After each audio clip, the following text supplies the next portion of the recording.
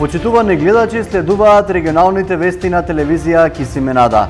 Ова се настаните на денот. 19 години од рушењето на манастирската црква во Лешок.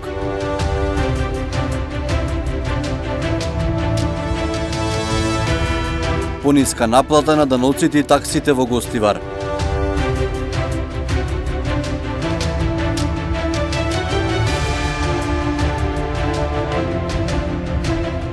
Жена паркот повторно руиниран.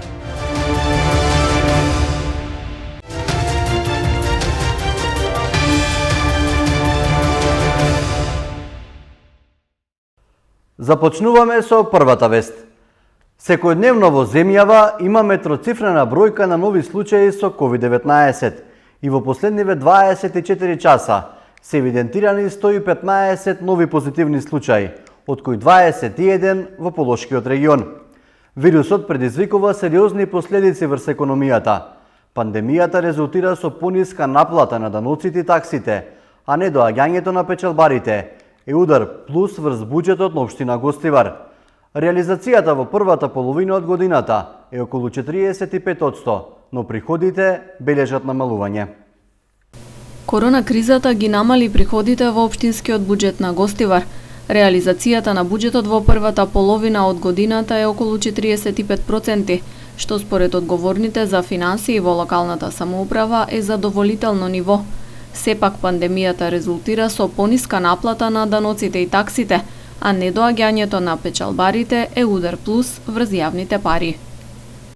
Зашто ние секој ден правиме анализи кои се плановите и која е реализацијата, значи влијаело негативно кај граѓаните, едно што таке и нашите луѓе што работат надвор, значи не се дојдени, а ние секоја година гледаме, значи овие 2-3 месеци најголем износ на реализација и кај даноците и кај комуналните такси. Ова година имаме намалување во тој смер. Најголем процент на реализација на буџетот во првите 6 месеци има кај дотациите од државата и кај кредитите.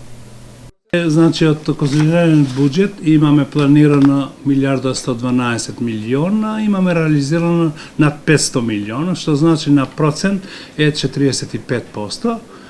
Во основниот буџет имаме околу 42%, во самофинансирање имаме 45%, кај дотациите имаме најголем процент на реализација, што ни идат средства директно од буџет на Република Македонија и кредитиве ни се над 82%, значи 82,72%. Се очекува негативните економски ефекти од корона кризата да се чувствуваат уште долго. Полнењето на општинскиот буџет во делот на самофинансирањето ќе зависи од финансиската моќ на граѓаните и инвеститорите. Ако се наплатат побарувањата, општината ќе има и плюс пари за капитални инвестиции, оценуваат од секторот за финансии. Очекуваме и чекаме граѓаните да дојдат и да ги плаќат своите обврски, зашто кога гледаме нашите побарување и нашите обврски, значи повише имаме побарување него обврски. Ако тоа се реализира 100%, значи доаѓа до тоа дека имаме и чак и резервни средства за планирање на капитални инвестиции. Кварталниот извештај за буџетот на општина Гостивар ќе се најде на дневен ред на седницата на Советот, што ќе се одржи следната недела. И во време на пандемија, Сдруженијето на пензионери од Тетово со активности. Оттаму најавија доделување на ваучери, наменети за пензионерите од социјална категорија. За периодов што следи од Сдруженијето на пензионери најавуваат спортски надпревари со почитување на здравствените протоколи. Нареди активности очекуваме да се активират спортот и ревијалните средби. Тоа зависи од Сојузот. Како ќе се организираат тие надпревари, мора да имат да се почитуваат заштитните мерки од Министерство за здравство, со дистанца, со маски, со дезинфекцијски средства и очекуваме дека тие активности ќе ги обавуваме како што треба. Отаму најавија дека на крајот од месец август ќе доделуваат ваучери за пензионери од социјална категорија. Друга активност е продолжуваме со ехо прегледи на пензионерите, бесплатни ехо прегледи. Трета активност ќе биде кон крајот на август доделуваме 130 ваучери во вредност од 1000 денари. Контактираме со претседателите на огромноците, помагаме на пензионери кои се болни, доделуваме парични средства на тие пензионери. Со еден збор смо во постојан контакт со нашите пензионери. Додека беше во сила одлуката за ограничено движење, пензионерите го искористија за уредување на дворот на Сдруженијето. 19 години по рушењето на црквата во Лешок. Денеска повторно сјае возобновена, но траумите и сеќавањата не се бришат. Сторија на Милена Вучевска. Голем стрес. Немам зборови да опишам. Катастрофа. И ни расипаја едноставно духот. И по 19 години свежи се сеќавањата на Мирко Божиновски од село Лешок за кобното утро кога беше разрушена манастирската црква. Никогаш нема да ја заборави оваа траума од конфликтната 2001, но никогаш вели и да не се повтори. Се вајле 3:15 така нешто. Кој експлодира и целата куќа ме експлодира, 15 минути се тресеше. Бев со малиот, со син ми. Вика, тато, што стана? Викам, не знам, сине, темница, да видим, че излезем надвор ја. И он излезе, што ќе видим облак, огромен облак, можда 2 километра, кој мој да мери таа прашина. И на чарамидите ми се искршија чарамиде. Така да, тоа беше страшно и да не се понови никој пат. Црквата беше разрушена на неколку дена пред големиот празник Успение на Пресвета Богородица, ден кој се слави во цело село, а манастирот традиционално бил препон со луѓе. Манастирската црква беше минирана и речиси целосно уништена на денешен ден пред 19 години за време на конфликтот во 2001 година од страна на албанските терористички структури на ОНА. Изминативе речиси 2 децении животот во Лешок полека се враќаше во нормала. Манастирот е обновен, секојдневието вообичаено, но траумите не се бришат, вели хроничарот Митко Спировски од Лешок, кој ги следел и преточил во книги сите случувања. Ете, тоа беа драматични моменти. Јас тогаш не бев тука, бев во Скопје, но постојано после се организиравме за да се вратиме назад, затоа што после почна раселувањето, враќање на нормален живот, обнова на црквата, активно заедно со местна заедница, со црквата бевме и соседните местни заедници и нормално и другите фактори да се врати населението, но и нормалниот живот и заедничкиот живот на сите на овој крај. Но траумите, последиците и лузните остануваат. Ова духовно светилиште денеска уште повеќе заживува. Се гради нов конак кој е во финална фаза и ќе биде наменет за свештенството. Стариот пак, каде ќе можат да престојуваат верниците, се реконструира. Полека со годините се собира и се повеќе народ за предстојниот празник. Најавени промени во Законот за инспекцијски надзор, особено во справувањето со дивоградбите.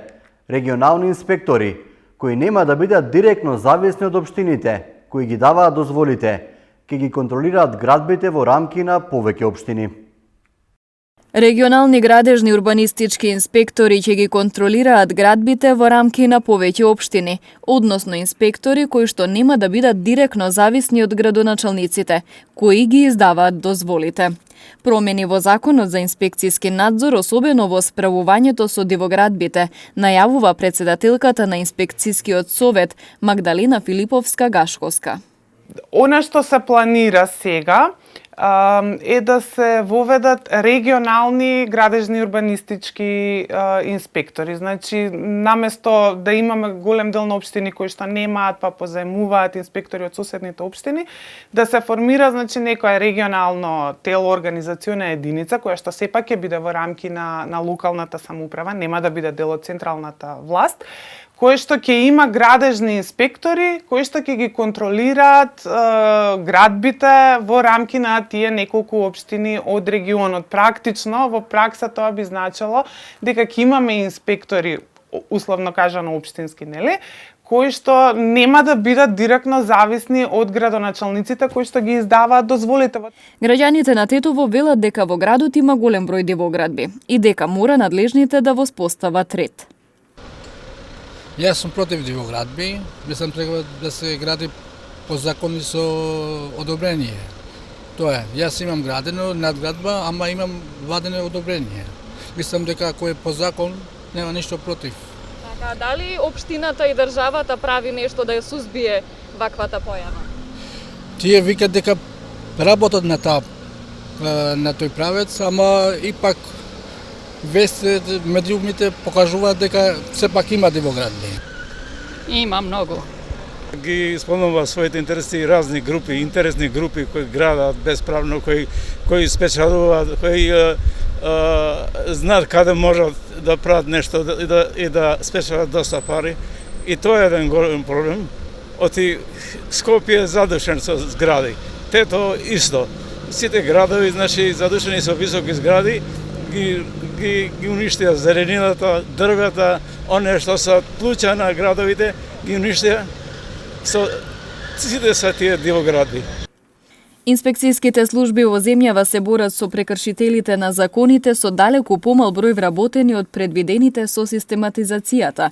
Има инспекторати со пополнетост која е под 50% од предвидената бројка. Жена паркот е една од ретките зелени површини во градот повторно во руинирана состојба. Оваа слободна површина беше уредена и чиста, само во месеците кога беше воведен полицискиот час. Ваква беше состојбата во Жена паркот кога во Тетово во сила беше одлуката за ограничено движење, но по укинувањето на оваа одлука, оваа слободна зелена површина една од ретките во градот се натрупа со пикавци, шишиња, пластични кеси и слично. Граѓаните велат дека градските власти недоволно чистат, но и тетовци имаат крајна неразвиена еколошка свест. Мислам ова година е подобро него што беше прошла, ама сепак е. Ја мислам дека треба да се вложи мало повеќе труд. И од нас, граѓаниве, и од тие што одржаваат. Овде џабе да се направи кој не се одржава. Прво, народот не е културен, па после понатаму да не зборим. Треба народот што иде ка нас, млади и стари, да биде културни, да паза, да не фрля кај годер, па после да биде уредено. Тоа е. Џабе, чим нема култура, бадијале све.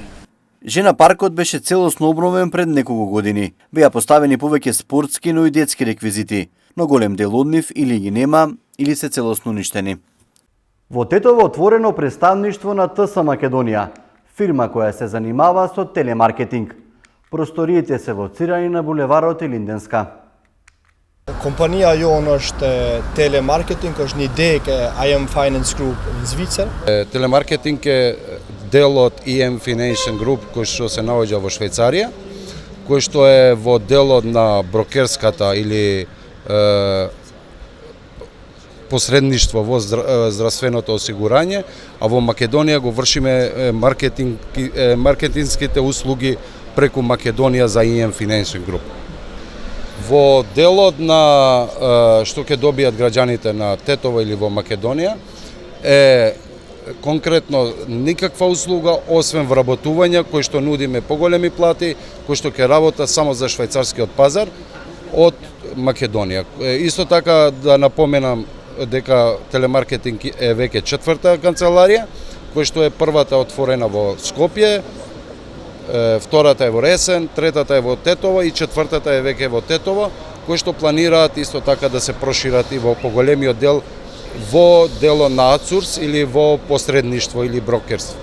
За Македонија во моментот ништо нема да нудиме во пазарот, освен вработување. Во Македонија не се работи во дома, туку се работат во канцеларии. Ние како прво имаме многу добри услови кои што ниедна друга компанија која што се бави со овој бизнис ги нема. Прво, второ, ние во време на пандемија имавме околу 65 вработени, ниеден не отпуштивме, освен што сите отидовме на минимална плата да не остраниме од работа и пак се вративме на тие плати што ги имаме. Плюс вработивме уште 15 души. До сега имавме 81 и сега се очекува со новата канцеларија уште 60 до 70, зависи во какви услови ќе донесат Комисијата за заразни болести. Доколку малку се ослободат условите, нормално кои што ги почитуваме, ќе имаме уште поголеми вработувања, ако не тогаш, ако има повеќе кандидати, ќе најдеме друга просторија. Пред се ни било во времето на пандемија, не сме работеле 3 месеци, плата добиле, ни било секогаш здравието и заштита на вработените, кои што и пред пандемијата ние тие услови ги препорачуваме.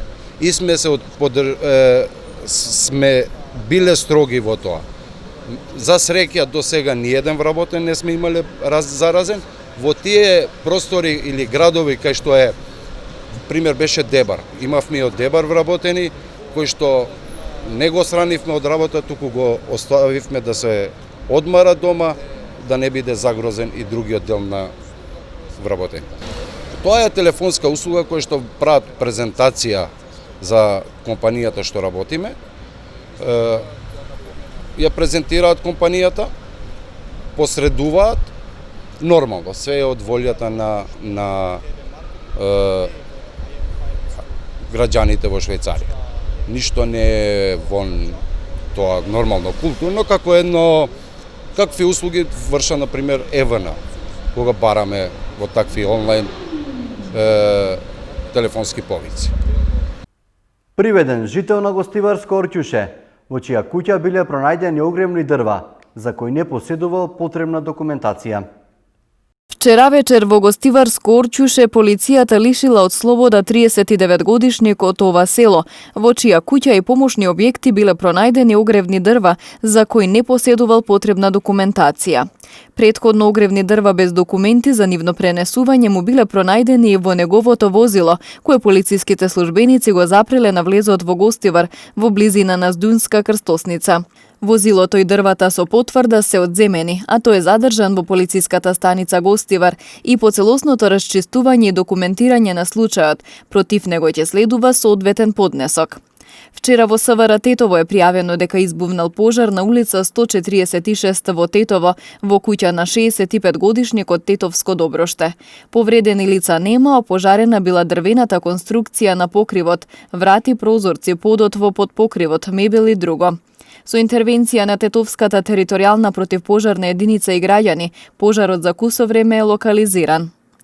Ноќеска во 1 часот и 50 минути 27-годишник од Тетово во СВР Тетово пријавил дека претходно во гостителски објект во Тетово физички бил нападнат од лице вработено во објектот. Се преземаат мерки за расчистување и документирање на случајот. Од полицијата информираат дека вчера 58 лица биле казнети за неносење заштитни маски. 40 во Тетово и 18 во Гостивар. Во овој период на 19 лица во Гостиварско изготвени им се нови решенија за изолација од Државниот санитарен и здравствен инспекторат, а при извршените контроли на лица со вакви решенија не било констатирано непочитување.